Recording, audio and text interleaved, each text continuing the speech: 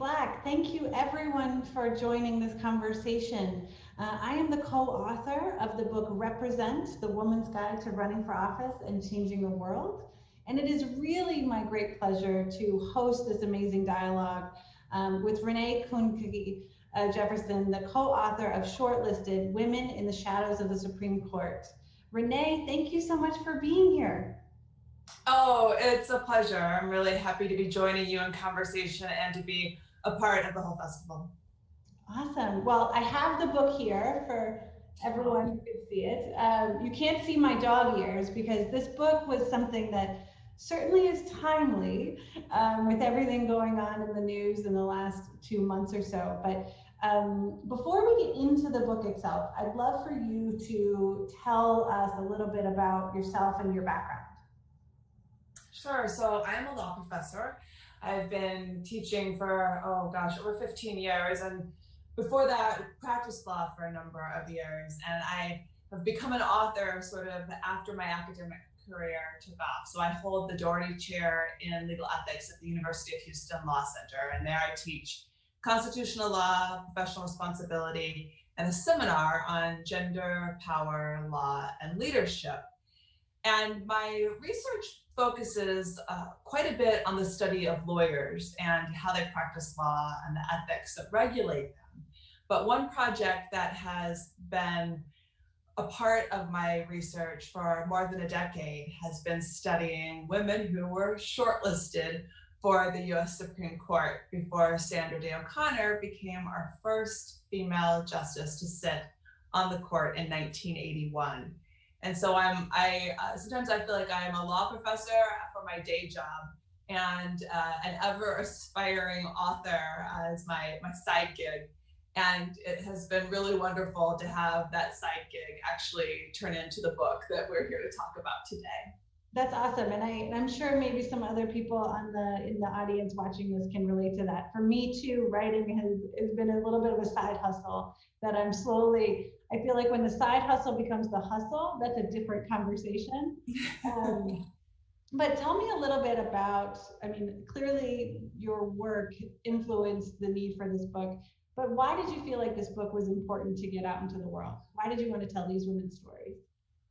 So to answer that question, we need to go back about a decade when President Obama had the audacity, if you will, to nominate not one, but two women to the US Supreme Court in relatively short order. So in 2009 and 2010, he nominated and the Senate confirmed now Justice Sonia Sotomayor and Justice Elena Kagan.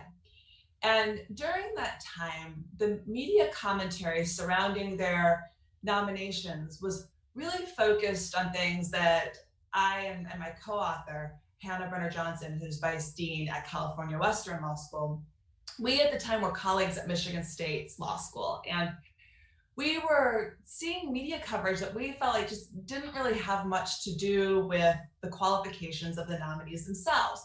Focus on the fact that both of them were single women. So headlines asked things like, who will accompany them to the fancy Supreme Court dinners?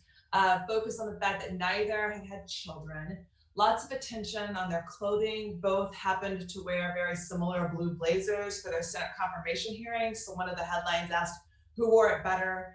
And we felt that the fixation on their romantic life or lack of it, their motherhood status or lack of being mothers, the way they appeared, that was really representative of ways that we feel women are often held back from leadership positions generally.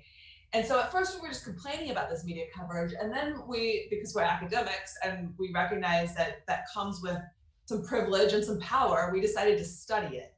And so we did a media study. We looked at every article written about a Supreme Court nominee going back to the early 1970s, and we coded them for dozens of variables. And surprise, surprise, we were able to, or maybe not surprising at all, I'm saying that with some sarcasm, right? We were able to show empirically that in fact the media focuses more on the gender and sexuality, these personal attributes of male nominees than it does, or female nominees than it does for men. And I will just say we've seen that continue to play out even with now Justice Barrett, right? I mean, her confirmation hearings questions were focusing a lot on her children. One senator asked, who does the laundry in your house? So that all feeds into the media study. But in that media study, we looked at thousands of articles. So everything written in the New York Times or the Washington Post about nominees during that period. And we stumbled across an article that was written in 1971. This appeared in the New York Times, and it was about President Richard Nixon's shortlist for the US Supreme Court. There were 6 names on this list. He faced 2 vacancies. And included in that article was a woman named Mildred Lilly. The article described her among her other qualifications. She was a judge in California. Also, that she fortunately had no children and had maintained her bathing beauty figure even into her 50s, which of course fit into the thesis of the media study, but that really wasn't why it was so interesting to us. And I was like, who's Mildred Lilly? Why haven't we ever heard of her before? I'd never heard her name in an American history class in high school. I had never learned about her even in a law and feminism class as a law student. There was another woman's name also on that short list, Sylvia Bacon. She was a judge in Washington, D.C. I'd never heard of her either. And that led to a few more questions, like how many other women were shortlisted for the US Supreme Court before Sandra Day O'Connor? The only history that I knew about women and the Supreme Court was a history that began with Justice O'Connor. And not to diminish in any way, I mean, she was an extraordinary justice, and it was an incredible moment in the history of women's rights when she was put on the Supreme Court. But as it turns out, after canvassing presidential archives across the country, there were 9 women going all the way back to the 1930s who were officially considered by presidents for the US Supreme Court. And this book tells their stories for the first time. I mean, to your point about you as an academic and a lawyer, someone who is steeped in and has been in these rooms where you talk about the law and you talk about nominees and the cases that judges work on, the fact that you didn't know these women's stories is striking. But also then when you extrapolate that out to just the broader citizenry, right? The fact that we all don't know these women's stories, and that this book can really illuminate and give voice to those women is super powerful. Just going back to the bathing suit body thing for a minute, like that's really hard.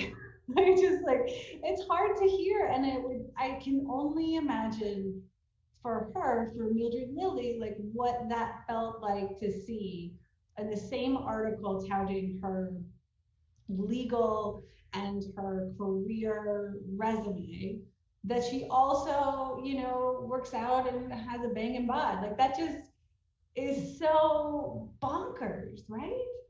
Well, part of us, when we were looking at this article, I thought, well, that was really reflective of the just very outward sexism of the era. What I would hope is that we could say we've now progressed, but that's not what our media study showed through the confirmations of Kagan and Sotomayor. And unfortunately, we saw more of that media fixation and really politicization of attributes that have absolutely nothing to do with the job itself. And so whether someone's vying for the US Supreme Court or not, I think that those stories ring true for many women. And part of what this book does is tells those untold stories, which in their own right deserve to be told. I mean, each of these women should be known, should be household names, frankly, for the accomplishments that they secured, even if they didn't ultimately make it off the president's Supreme Court shortlist. To even land on that shortlist, to even vie for a position like that, one has to clear many, many professional milestones.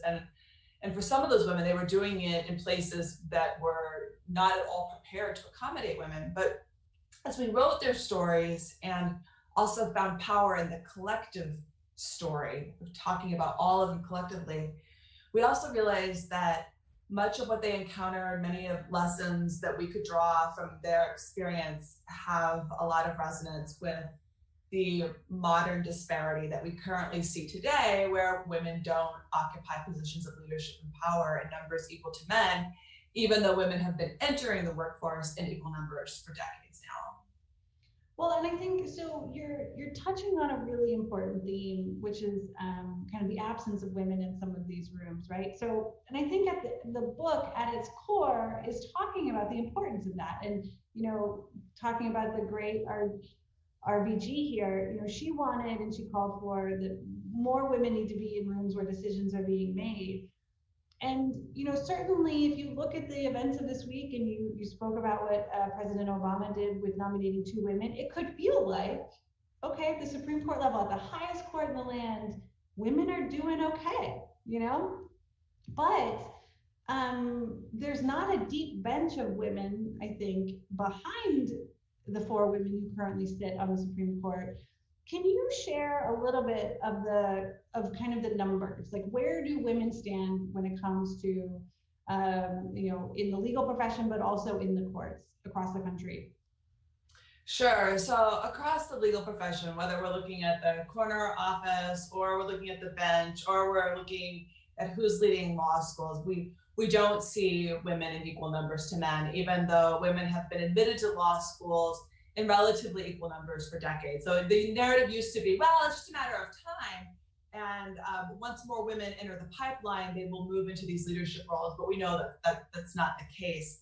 With respect to the courts, so yes, it's true. We've now had 5 female Supreme Court justices, but that's less than 5% of all of the Supreme Court justices over time. And we've never had a female chief justice of our Supreme Court. And some might say, well, that's because we haven't had that many women on the court. Well, yeah, okay, but countries around the world have had female chief justices of their high court. We have a chart in the book that covers more than 1 page of countries who have, and the states have done, in some ways, a better job here as well. Although it's still very much the case that women are not sitting on federal courts or state courts in numbers equal to men. But state Supreme Courts have had female chief justices, many of them, more than 1 page worth in the chart in the book as well. And I mentioned that because I think having a woman sitting in that role is important, both symbolically, first of all. Men have held the role of Chief Justice, either for the US Supreme Court or on our state courts for since the inception of this country. But it's more than just symbolism. For when a woman is sitting in that role, thinking about the administration of the courthouse itself, I think women have important perspectives to bring.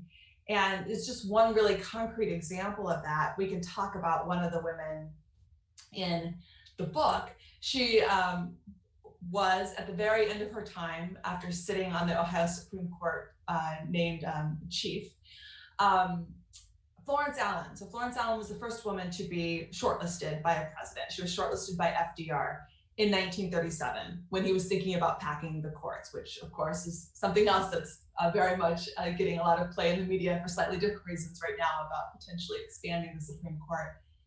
So before he considered her for his Supreme Court, though, he actually shortlisted and selected her to sit on the 6th Circuit Federal Court of Appeals.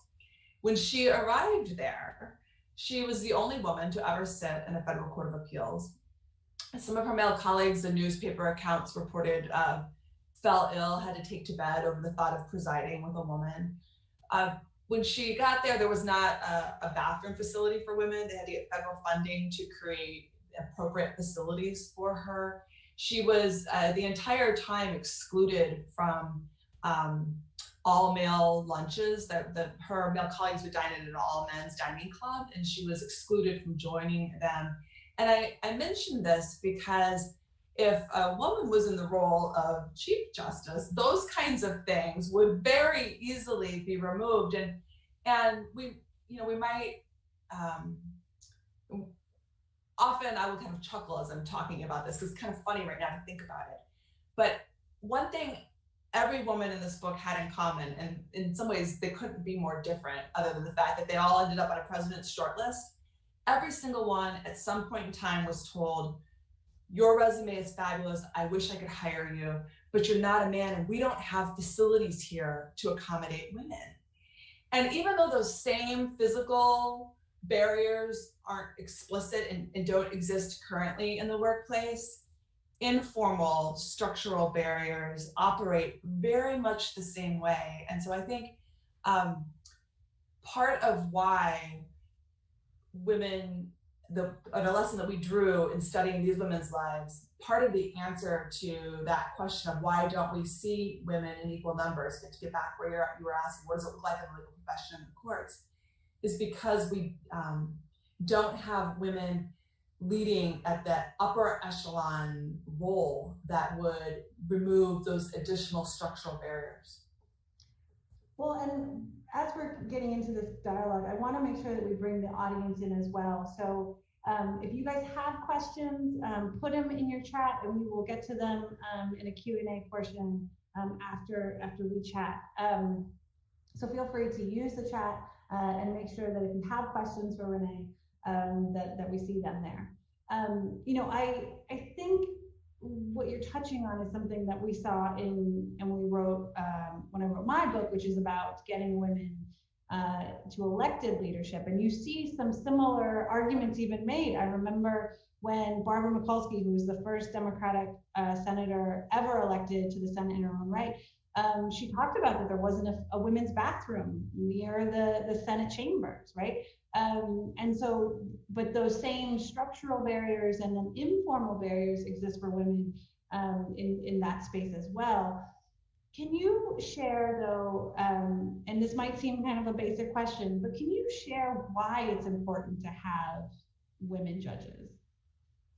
Well, so for sure, symbolically, that's one reason. So that every girl in this country can look to the example of a female judge and think, I can do that someday. I mean, one of my favorite quotes comes not from a judge or justice, but actually Secretary of State Madeleine Albright. She was asked if you dream of becoming Secretary of State as a young girl. She's like, no, I'd never seen one wearing a skirt. And so there's power in that in its own right. And then also in terms of the administration of justice, not the judicial decision making, but sort of how our courts are accessible, not just to our judges, but to women who are coming to use the courthouses and the facilities and the timing of cases and things like that. But then also with respect to judicial decision making, it matters. There have been good empirical studies done that show when women are deciding cases involving sexual harassment, unequal pay, sex discrimination, that it makes a difference having a woman on the bench. It also makes a difference having men with daughters who are making that decision. So it's not, I'm not here to say that just because you have a woman sitting in the role of a judge that she is going to advance a feminist agenda. And I'm also not here to say that a man can't also do that. I think one question I often get about this book is, well, what's really the point here? I mean, wouldn't you rather have all male judges or justices on the Supreme Court that care about women's rights versus a court of all women who wouldn't protect women's rights? And my answer to that is, men have represented in our nation's courts at the state and federal level every perspective under the sun for over 100 years. And women should also represent a diverse array of perspectives in our judiciary. And so I am for more women in general, and I am also for more people who care about women's rights too. Awesome. I second all of that. One thing that I think you alluded to in the beginning, right, which is just the nature of these systems have, since the beginning of this country, been run by men, right? We have always had male presidents. We have had a greater number of men as judges. We've had a greater number of men as our representatives. Men have been running things for a long time, shall we say. And when it comes to being on the short list, your book shows and history shows us that, for a woman to get picked to be on the short list, she's been picked by a man. Now, underneath the Supreme Court, at some state levels, though, to become a judge, you can also, in some places, be elected. Do you think that by electing women and maybe not having to rely on being chosen and being shortlisted for some things, do you think that by electing judges, that's a different opportunity, or creates more of an opportunity to put more women in the courts? Yeah, so a couple of different thoughts about that. So to go back to our first woman who ends up on a short list at all, Florence Allen, she wouldn't have been there but for the fact that she had been elected to the Ohio Supreme Court. And she won that election because she had canvassed the state championing women's right to vote. So as we're celebrating 100 years of suffrage, at least suffrage for white women, it's important to note that she had a huge role in that. And so after she helped women secure the right to vote, she turned around and asked them for their vote, and they elected her overwhelmingly. And she was an extremely popular and much beloved judge at the state level in Ohio. She's not the only woman in this study who was elected to her office. So Susie Sharp, who was the first woman to sit on the North Carolina Supreme Court, and then the first woman elected as a chief judge of any state Supreme Court, or chief justice of any state Supreme Court. So I think you're right. There is real power, to be sure, when women vote, it can make a difference, and it can absolutely mean that women will be moved into those positions. But there's also tremendous power in the appointments process as well. And so I'll just give another example from the book. So one president who never had an opportunity to put a man or a woman on the Supreme Court was President Jimmy Carter. He never faced a vacancy during his 4-year term. But when he arrived in office, only 10 women ever had served on a federal court, 10 women from all presidents before him. And by the time he left 4 years later, 41 women were serving in our federal judiciary. And he did this by issuing an executive order. He created a commission, and the commission had a dozen panels around the country. And they were charged with seeking applicants and vetting appointees for the federal judiciary. The panels themselves were diverse in makeup, so women, men, minorities sat on these panels for the commission. They interviewed potential judges who were diverse in makeup, women, men, minorities. And I think this is the most important part of the structure. Part of the qualifications that they were asking potential judges about, they had to describe their commitment to diversity. So it wasn't just diversity, like let's count how many diverse people are around the room, but let's also count diversity as a qualification for holding this judgeship, or holding a leadership role. And from that commission, there's one woman who appears in our 9 that were shortlisted, Judge Amalia Kearse. She is the only minority woman in this study, African-American woman who still sits today on the Second Circuit Court of Appeals. She was initially on one of the commission panels vetting applicants, and then she was chosen, selected, and appointed.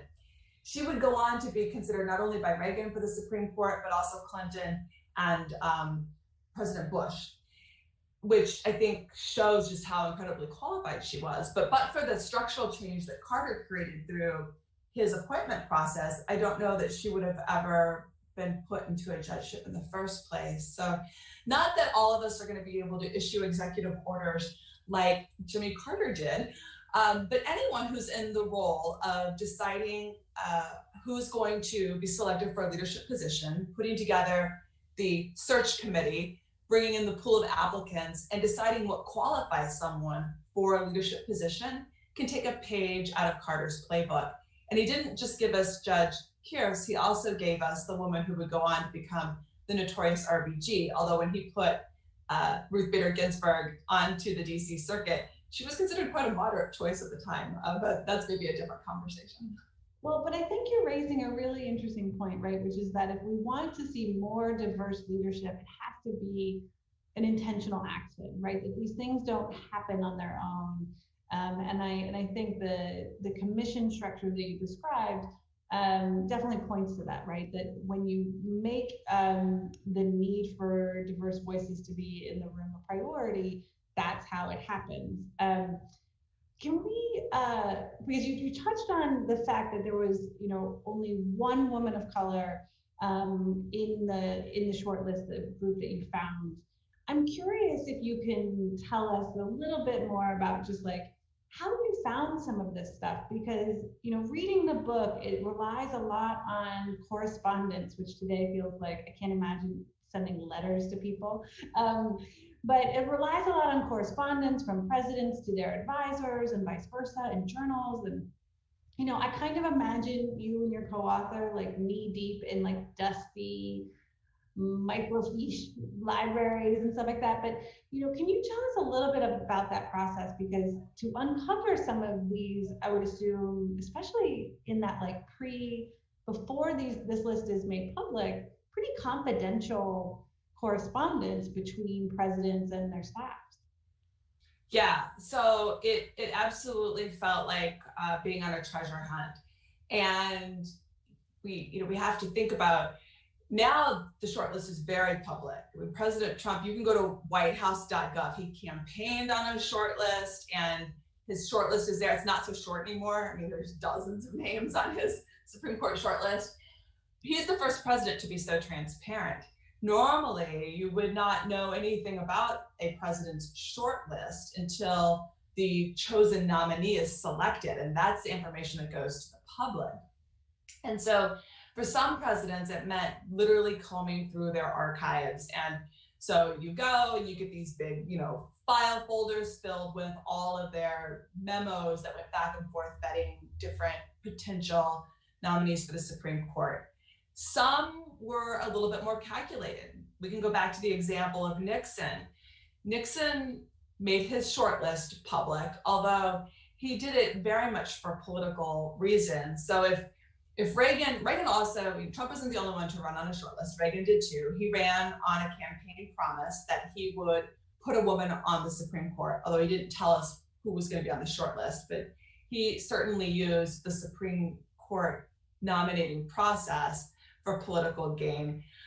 Nixon, though, I think was really one of the worst offenders if we are going to critique using a shortlist for purely political gain and with no intention at all to actually further the diversity that one claims to be championing and compiling the shortlist. So Nixon puts two women on his shortlist. He makes sure that, or his aides make sure that the shortlist is leaked to the media. There's lots of attention surrounding it. Meanwhile, in addition to going through his papers, I've also listened to his Oval Office tapes, and I've heard his conversation with his advisors where he says things like, I don't even think women should be allowed to vote. They're too emotional.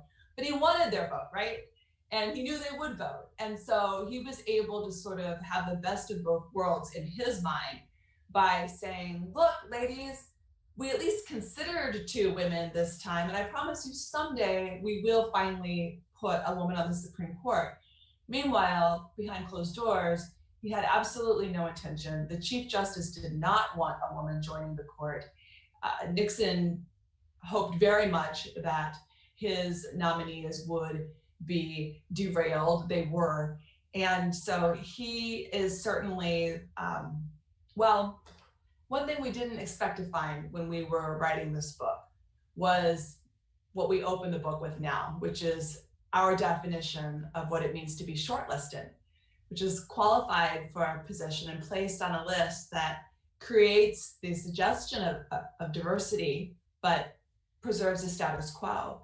And that's exactly what Nixon did. And in fact, he was so brazen about it that after Chief Justice Rehnquist and Justice Powell were confirmed in the place of women who were equally qualified, he went to a ladies' luncheon and said, at least we considered women this time, because he wanted to appease the growing voices and stacks of correspondence that he was receiving championing women. And the last thing I'll say about this is, we focus on 9 because we were able to find either an official list or through an interview with president's advisors or a newspaper reporting that these women were officially shortlisted.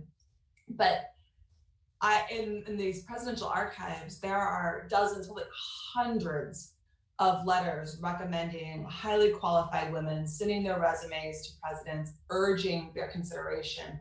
And so this myth or narrative that there weren't sufficient qualified women is completely wrong. The women were there, they were ready, able, and willing, going back to at least 1937. And sadly, it took 50 years for a woman then to actually end up on the court. Well, you raise another point that I think is so critical, which is that there are, these choices don't live in a vacuum, right? They're either women themselves putting themselves up for it, sending letters saying, here, I'm here.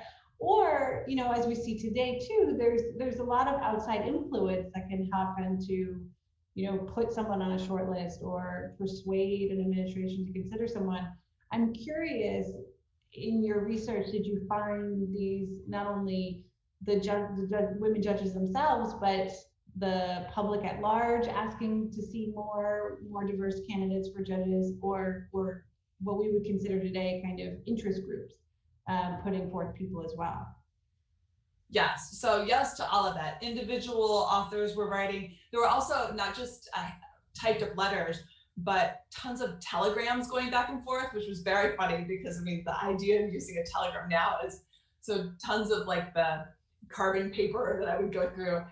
Interest groups for sure were coalescing, pushing, lots of correspondence from senators as well, urging presidents. And each president handled their selection process a little bit differently.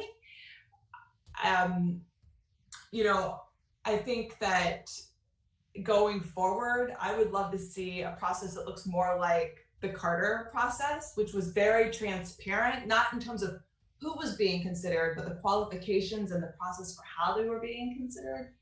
But absolutely, the letters were pouring in. Interestingly, and maybe surprising to some people, for both O'Connor and Ginsburg. So the book focuses on the stories of 9 women who were officially considered before O'Connor, but then we also cover the other women who show up on Reagan's subsequent shortlist, because he had more than one opportunity to put a woman on the court, but he checks that box with O'Connor.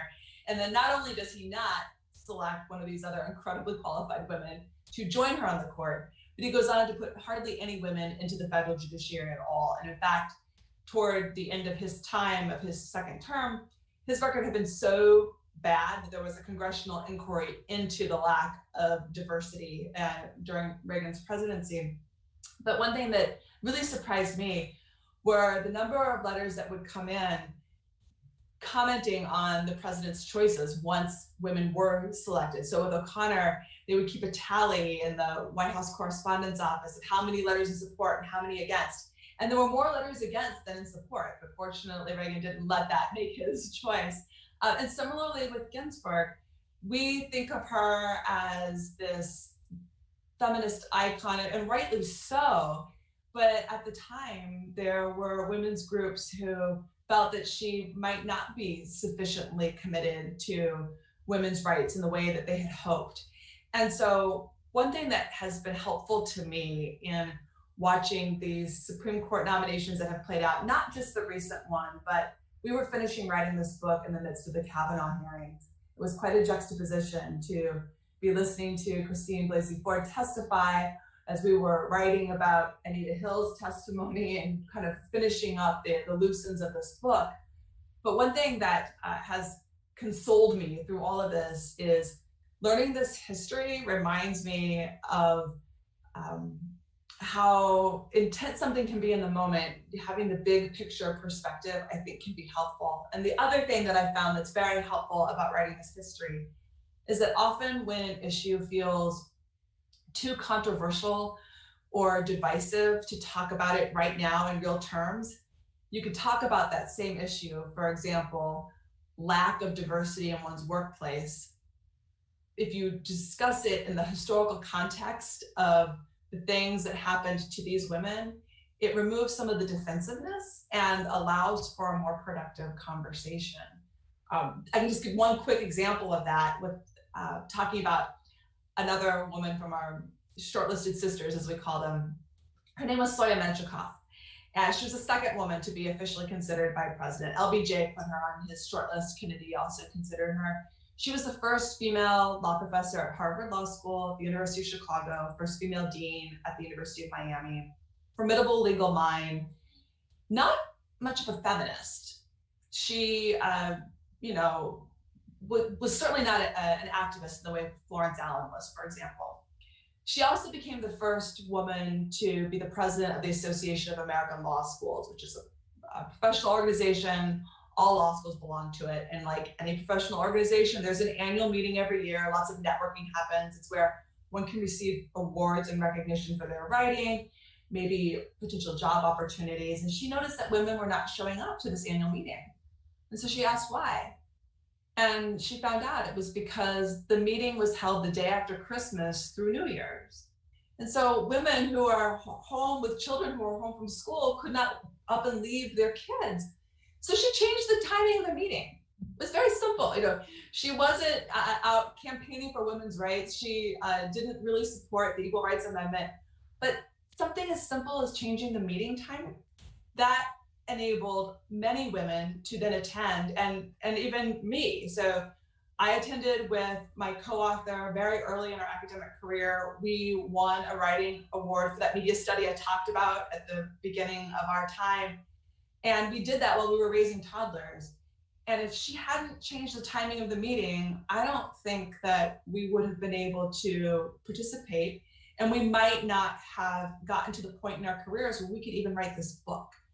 And so talking about that history to illustrate modern ways right now in real time that decision makers and leaders can make small changes to level the playing field for women without asking women to do more, to lean in or dress this way or be this way, is something really important. And I have found being able to talk about this book's history has allowed me to maybe open up some more minds than I might have been able to otherwise. Well, and I think having that open dialogue is actually how change happens, right? One of the things that I love about this book is that the theme, I think, really hits home with me, which is that it's not enough to shortlist women. You actually have to select them. You actually have to be intentional about your actions and pick them to lead if you're in those positions of power. And you offer, with your co-author, some strategies for women to move off of that shortlist. And you just talked about something as simple as changing a meeting time to give greater space for people with families or outside obligations. Can you share any other strategies that you included in the book? Sure. So I'll talk about a couple more. We don't have time to do all of them, although I'd love to, because again, when we got to that point, it's not something that we ever set out to do in writing this book. And it was kind of a difficult part of this process. So, we aren't historians by training. I had written a lot as a law professor, but this was trying to write for a much broader audience, wanted to do justice to these women's stories that hadn't been told. But also, in some ways, especially the second half of the book, is almost like an airport read. I mean, it's just filled with all kinds of juicy details about their lives, and we even interwove some aspects of our own lives. And then the end of the book, coming up with these strategies, we, in some ways, were a little bit reluctant because we don't want to suggest that, like, if you follow our 8 strategies, suddenly you'll be a Supreme Court justice, or we'll have a court of all 9 women, or that suddenly there's going to be a magic one size fits all solution. That's just not the case. But we also felt that we had learned these important lessons, we had to share them. And so one of them I've talked about, thinking about, even something as simple as changing the timing of a meeting that comes to us from Soya Menchikov. Another is the way Carter handled his judicial selection process. That's something that anyone who's in a decision-making process for who becomes a leader can implement. So a couple more just quickly. One, we talk about collaborating to compete. So a woman that I haven't mentioned yet, her name was Joan Dempsey Klein. She was a judge in California, and she was among the women shortlisted when O'Connor was selected. So for Reagan's shortlist, it was a shortlist of all women. I suppose if you want to make sure that a woman comes off the shortlist, if it's all women on the shortlist, then you will have a woman. I can't imagine what it must have been like for her to come so close, to know that it was almost her, but I have to think there was a range of emotions that she experienced. But rather than, sort of picking up her toys and going home, she actually stepped forward and championed O'Connor's at her confirmation hearing. She testified on her behalf. And not only did she talk about O'Connor's qualifications and that she deserved to be on the court, but she also talked about how very difficult it was going to be for O'Connor to be the first woman on the court, and the concerns that follow tokenism that can occur, and the pressure she would be facing and would be feeling.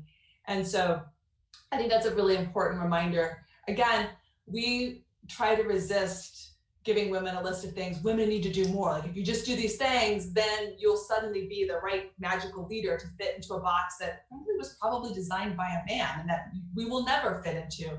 But that is one way where we felt, through lessons we learned from the women in this book, that's a very specific one, but time and again, they were coming together to collaborate to compete for these roles. And I think another important lesson to take away, and this one in some ways seems very obvious, but it is something they all had in common. They all went to law school. They all pursued law degrees at a time where, and I've read the oral histories for many of them, and they wanted to pursue a profession. Many of them were counseled to become teachers, a more traditional female job. And not to knock teachers, we need good teachers. I am a teacher. But they chose a different path, one that was at the time really not open to women at all. There were law schools that still banned women from admission, let alone the issues with employers not having bathrooms and the like.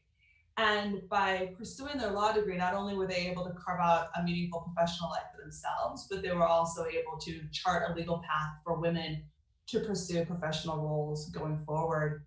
And then I think the last thing, I would be remiss if I didn't mention a huge lesson and another strategy that we include at the end, is for a more deliberate and intentional focus in this country on childcare.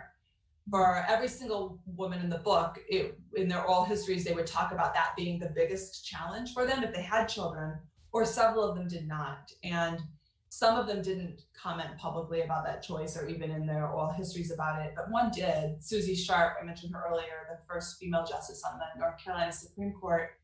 She would give the advice quite publicly that women could choose professional life or motherhood, but they couldn't do both. And of course, we reject that, and an important strategy going forward, and I think something that everyone can relate to when we look at the numbers of women who have had to step out of professional life in the midst of this global pandemic, is to think about how we can engage in meaningful structural change to support the caregiving that is so desperately needed for young children. I think that last point is so important, because I think up until this pandemic, and hopefully moving forward, we've kind of undervalued both really in the pay that childcare workers are the pay that they earn, but then also just the importance and the underpinning that they provide for our society to be able to help dual income families, make it work, and especially help women make it work. I remember a time when you would see women leaders or women professionals, share photos of them with their very young children, sitting on their laps, maybe voting on legislation or working at a desk. And there was a moment where that felt like a sense of pride. I even did it myself with my newborn. He's on my chest and I'm working away. And looking back on even that photo and those photos now of women leaders, it's not a sense of pride. It's a sense of why are we putting women in the position where they're forced to literally care for their child at the same time that they're doing their jobs? We really, I think, have to have a conversation about childcare, and hopefully this crisis has shown a spotlight, as it has on so many issues that need attention right now. But I think jumping off of that, I think you're so right that we can't just give women a list of things and say, if you do these things, if you lean in harder, if you ask for what you need, if you employ these strategies, you're going to move into this different realm. There are some societal changes that need to take place too, because it can't just be on women to fix this imbalance. What do you think that some of those, or what do you hope for, maybe I should say, for some of those bigger kind of societal shifts? What do you hope for in that space? Yeah, so that's a great question. And again, as we were finishing this book, it took, I don't know if I've said this, but it took us about 10 years to research this book. The media study that I described at the outset, we published that in like 2012. And then we were like, what are we going to do about Mildred Lilly? We got to do something about Mildred Lilly. So by the time when we started this book, this was before the Me Too movement, right? And by the time we finished, that had happened. And there was this real sort of awakening. And I think this moment where, at least in the beginning, we thought, wow, this is a time to see real change. People are believing women, and women are coming together, and we're all talking about our experiences. And some of us are even realizing like things that we thought were kind of part of the job actually aren't. Like, you shouldn't have to, no one should have to endure sexual harassment. Like, she's really good at dealing with it, shouldn't be part of one's skills in their employment life. So then it was really shocking, although I suppose shouldn't have been shocked, to hear things and to see coverage. And I will mention our vice president, because he is perhaps the most prominent man to say this, but he was not the only man in the wake of the Me Too movement to point out that he's uncomfortable having a professional meal with a woman if his wife isn't present. And there was, and one of the studies that we include in the book would involve investment bankers saying that they would no longer feel comfortable dining with a woman alone or with only women because they would fear being, falsely accused. And gosh, that sounded a lot like what life was like for Florence Allen when she had to eat soup at a hot plate in her office while all of the men went out and dined together. And we all know that a lot of business can happen in those informal, organic moments. And so I think we will not see meaningful change until women are holding those positions. And that, so it was encouraging, I guess, to see after the midterm election that at least one legislature, Nevada, is 50% women now. We'll see what happens next week. I hope we see a majority of women in more of our state legislative bodies. I hope we see a majority of women on more of our courts. I think until we do, some of those important structural changes are not going to happen. And I would like to say it's different, but I gotta say, as we were finishing this book in 2018, 2019, it was sounding a lot like life in the early 1930s. Yeah.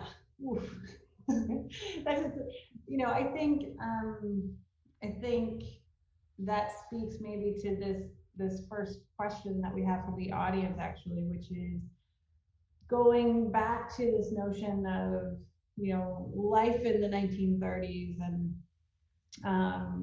women making the case for other women, and that might have been how women got on the short list. There's a question from an audience member. Do you believe that First Lady Eleanor Roosevelt had significant influence on FDR selecting Florence Allen as a Supreme Yeah, for sure. So we know that she and Florence Allen corresponded. Eleanor Roosevelt profiled Florence Allen in she had a My Day column that she would write, so she profiled her there. We did not find any intimate correspondence, although we sort of wondered, I imagine, that many in the audience have seen some of the recent books that have come out about Eleanor Roosevelt and her love life. We didn't see anything to suggest that, although I will say that Florence Allen, although she was not publicly out, I don't think anyone could be at that time, she was known to be a lesbian and live with women companions, and some even suggested that's maybe what kept Roosevelt. So she shows up on Roosevelt's shortlist in 1937 because he's thinking about expanding the court. But let's be clear, Roosevelt, in the amount of time he was president, had the ability to replace nearly every justice sitting. So he certainly could have put her on the court. And we did not find independent research of this, but we do cite historians who suggest that her sexual preferences may have kept her from going to the US Supreme Court. Like, it would already be enough for the nation to have to handle a woman. Could they handle a woman who was not fitting the heterosexual norm? And so there's maybe some question about that. But to go back to the original point about Eleanor Roosevelt's influence, 100%. I think that she absolutely was lending her support to Florence Allen. And she was not the only first lady to do this. So President Nixon's wife and daughters, they not only championed women, but were reported to be quite disappointed when he did not select women for the Supreme Court. And the influence of the first ladies shows up repeatedly in the book as having a role in the decision making. Well, and I think that's kind of, in some ways, I think uplifting, right? It's nice to hear that women are still supporting other women, that they are advocating on their behalf, even to their husbands who are getting a myriad of things incoming. It's nice to know that there are still so many examples that you found of women kind of uplifting other women. I do want to encourage the audience members, we have a few more minutes left, so if folks have any other questions, please put them in the chat and we'll get them answered. You know, I have one question for you that's, you know, for those in our audience who are authors or authors to be, you know, I think I love talking about writing and writing process. One of the things that you and I have in common, though, is that we both had co-authors for our books. And I know you and I have spoken about this, but I find it might be helpful for you to kind of opine on it, because I think having a co-author for that first big project, and you reference your co-author a couple of times, so clearly you guys have a close relationship. What benefits did you find from having someone, you know, at your side working on this project? So it was really helpful, especially because this wasn't my primary writing. So in order to receive tenure as a law professor, you have to sort of fit a very kind of specific modality of writing, law review articles for generally a pretty limited audience. So I was doing all of that writing, and it was really wonderful to have a partner in crime, if you will, or someone who could collaborate and work with me. As far as our writing process goes,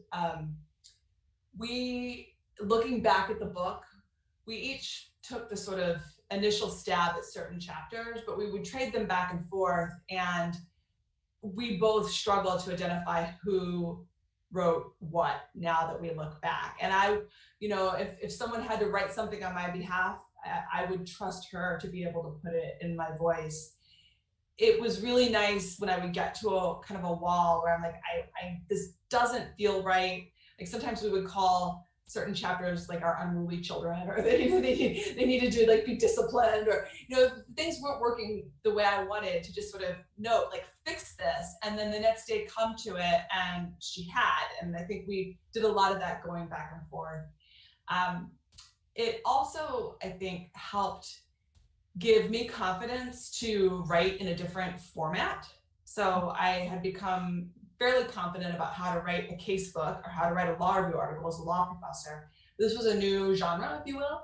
And so it gave me confidence and made me feel more secure that we were doing that together. So I think that was helpful.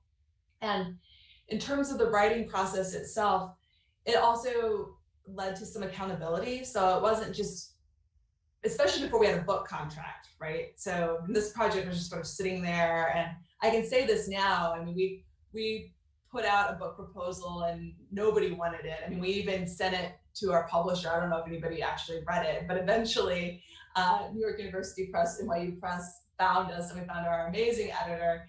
But that was, you know, well after we had started trying to write this. And I don't know that we would have gotten much on the page if I didn't have that accountability, at least, you know, until I had a book contract. Then that's another thing, you have a hard deadline. But in terms of trying to plant the seeds for a project, I think it's really nice to have someone to collaborate with. Yeah.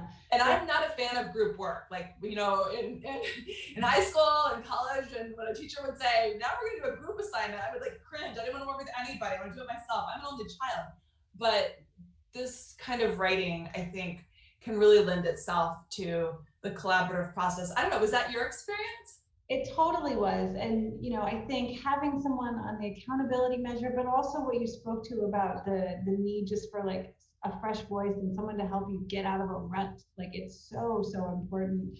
And so to anybody writing, I would say, like, find a buddy, even if it's not an official co-author, find a buddy that you can go to, who's going to give you that fearless feedback. And that's something that my co-author employs a lot, which is you can't be afraid to give feedback. You have to be able to accept it. And you have to know it's not coming from anything personal. It's feedback about your work, right? And you have to be open to succeed in that space. So Renee, I want to offer you just any other last words you want to share about the book, or anything else you're working on, and also where people can find you if they want to follow your work in the future.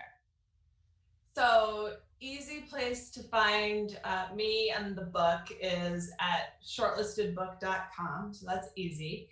And in terms of what's next, that's such a great question. I had no idea I would be launching a book in the midst of a pandemic. And I know that's kind of where you are too, although you've got at least a few months out in the world. So the past few months have been a lot of opportunities like this, which in some ways I think maybe allows for a conversation that's even bigger than it would have been had we been doing this in not Zoom world, right? In terms of final words for the book, one thing that I touched on just briefly, but I don't know that we focused on, and I think it really is important because it's an important part of how we as women increase our numbers in positions of leadership and power. And it goes to this idea of collective storytelling. So with each woman that we focus on in the book, whether we're talking about a woman who remained on the shortlist or the woman who came off, because we also cover women who were nominated, including Harriet Myers, who ultimately was never confirmed. If you look at each woman on her own, you can sort of explain why it didn't work for her, or why it did, but why that was unusual. When you look at all of their stories together, it isn't about that one woman, whether she was just right or if she had just only done this. It's exposing a systemic problem, barriers within the system that are keeping women from advancing.